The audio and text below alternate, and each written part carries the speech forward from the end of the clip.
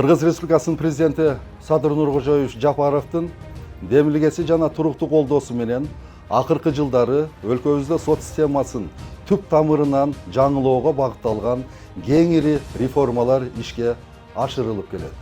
Бүгүнкү күндө сот системасын жаңылоо мыйзамдарды өркүндөтүү менен гана чектелбейт. Жарандардын сот адилеттигине болгон ишенимин бекемдөө үчүн заманбап инфраструктура түзүү да негизги багыттардын бири болуп саналат. Дал ушул максатта Талас шаарында жаңы сот адилет үйүнүн курулушуна расмий түрдө старт берилди. Адилеттүү имараттар.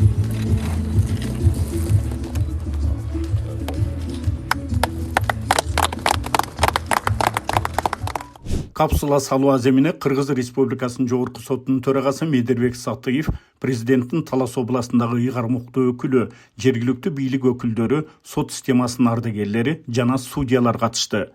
Өз сөзүндө Жогорку соттун төрагасы бул долбоор мамлекет жүргүзүп жаткан сот реформаларынын маанилүү бөлүгү экенин белгиледи.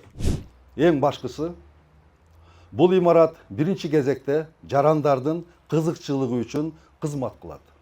Биз үчүн сот адилеттигинин жүзөгө ашыруу мыйзамдарды туура колдонуу менен гана чектелбейт. Ал коомдун сот бийлигине болгон ишенимин чыңдоо, мыйзамдын үстөмдүгүн камсыз кылуу, ар бир жарандын укуктарын жана мыйзамдуу кызыкчылыктарын ишенимдүү коргоо дегенди билдирет. Бул жоопкерчиликтүү милдеттерди ийгиликтүү аткарууда жогорку кесипкөйлүккө ээ судьялар менен катар заманбап инфраструктуранын жана санариптик технологиялардын ролу өзгөчө чоң.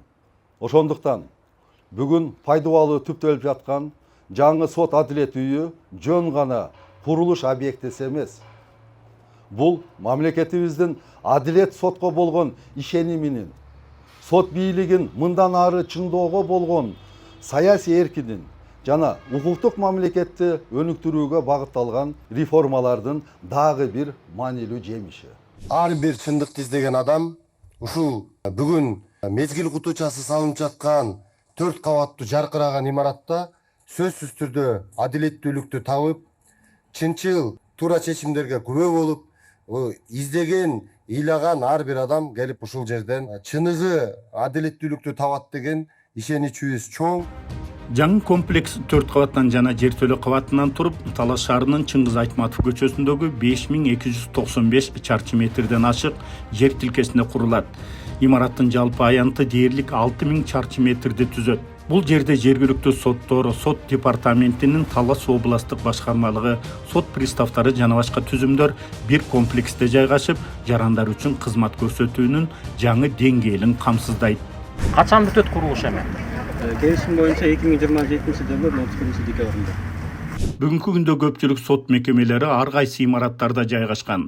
Ал эми жаңы сот адилет үйү бардык негизги кызматтарды бир жерге топтоп, жарандардын убактысын үнөмдөөгө, кызмат көрсөтүүнүн сапатын жакшыртууга жана сот процессинин ачыктыгын камсыз кылууга шарт түзөт. Аземдин негизги бөлүгүндө жаңы имараттын пайдубалына капсула салынды. Бул капсулада бүгүнкү күндүн тарыхын чагылдырган маалыматтар келечек муундарга аманат катары калтырылды.